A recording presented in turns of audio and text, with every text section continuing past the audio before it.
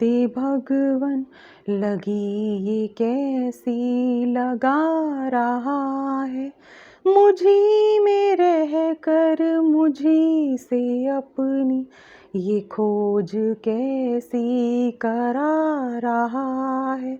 ज़रा तो इतना बता दे भगवन, लगी ये कैसी लगा रहा है। मुझी में रह कर मुझी से अपनी ये खोज कैसी करा रहा है। हृदय भी तुम ही हो प्रियतम, प्रेम भी तुम ही हो प्रेमी। हृदय भी तुम ही हो प्रियतम, प्रेम भी तुम ही हो प्रेमी।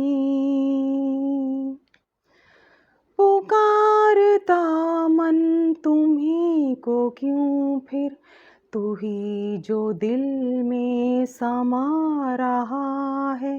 ज़रा तो इतना बता दे भगवन, लगी ये कैसी लगा रहा है। प्राण भी तुम ही हो स्पंदन, नैन भी तुम ही हो ज्योति।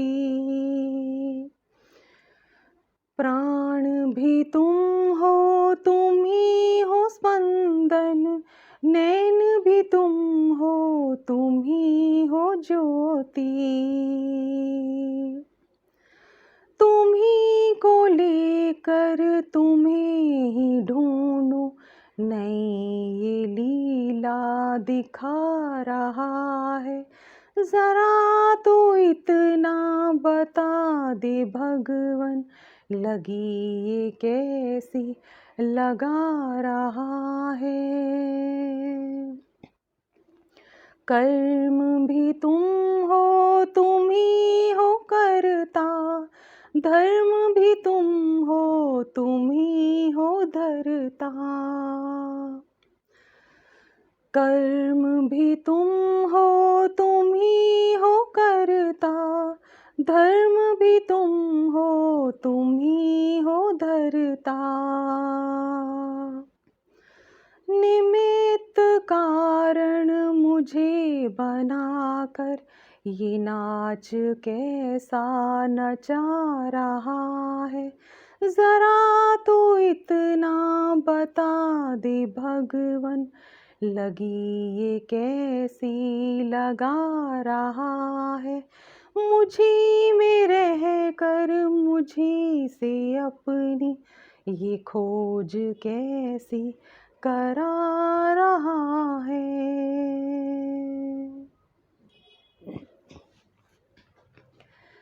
आज मैं जिस टॉपिक के बारे में बात करने जा रही हूँ वो है प्रभु प्रेम।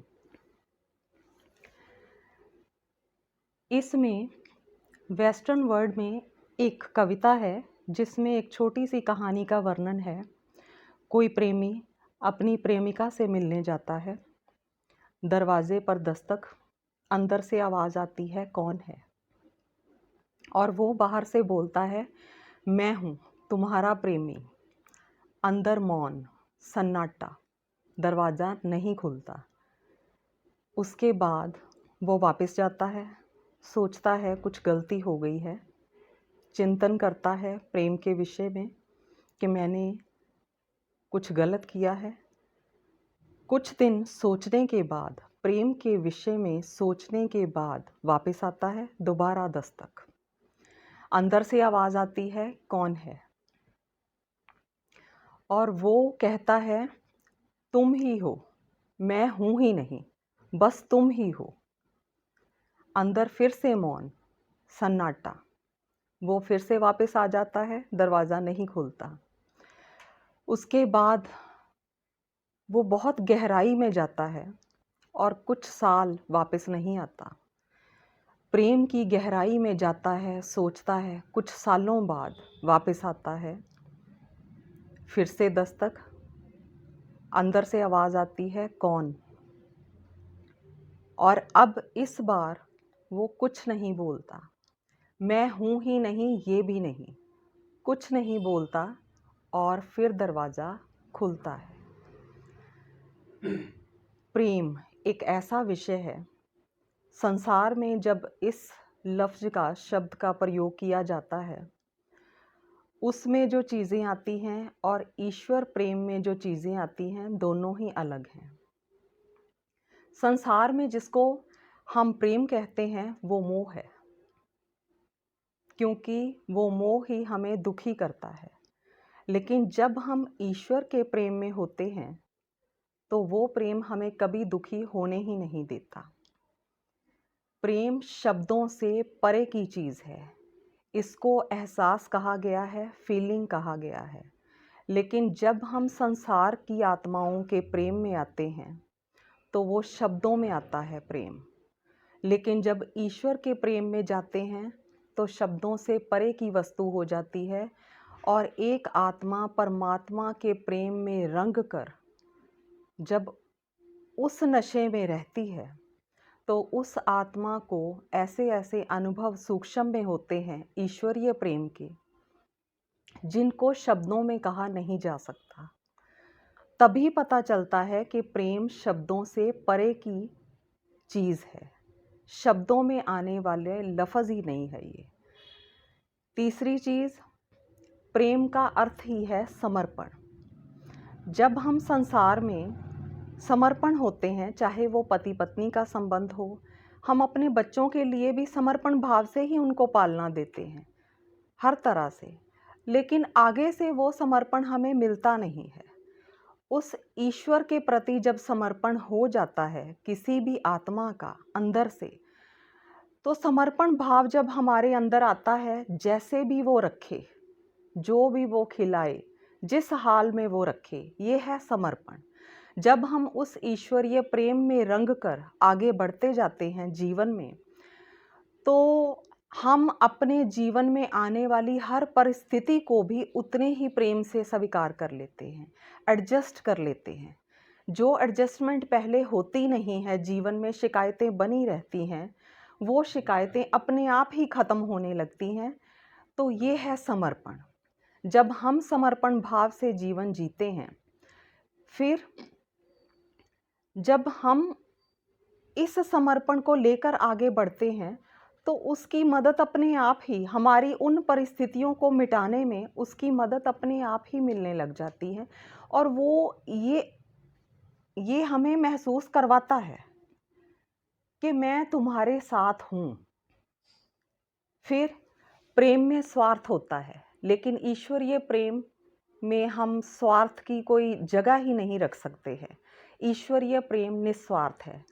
जब संसार में हम किसी से प्रेम करते हैं, हम भी करें या कोई भी हमसे करे, उसमें स्वार्थ छिपा होता है।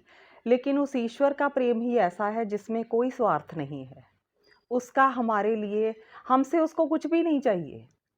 वो हमें इतने निस्वार्थ भाव से प्रेम करता है और तभी हमें समझ में आता है कि प्रेम क्या है। वो प्रेम था ही नहीं जिसको आज तक हम लेकर चल रहे थे, समझ रहे थे संसार में।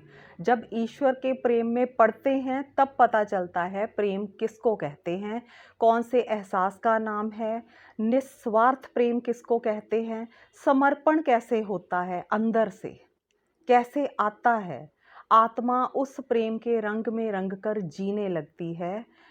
तो आज से इस प्रेम के रंग में रंग कर अपने आप को देखो, इस नशे में अपने आप को डुबो कर देखो, तो फिर पता चलेगा जीवन कितना आसान, कितना सरल, बिल्कुल सरल, कुछ छिपाने जैसा रह ही नहीं जाता।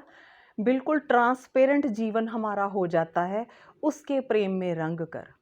और फिर हमें एक ऐसे साथी का साथ मिलता है एक एक कदम पर, जो कभी भी हमारा हाथ नहीं छोड़ता।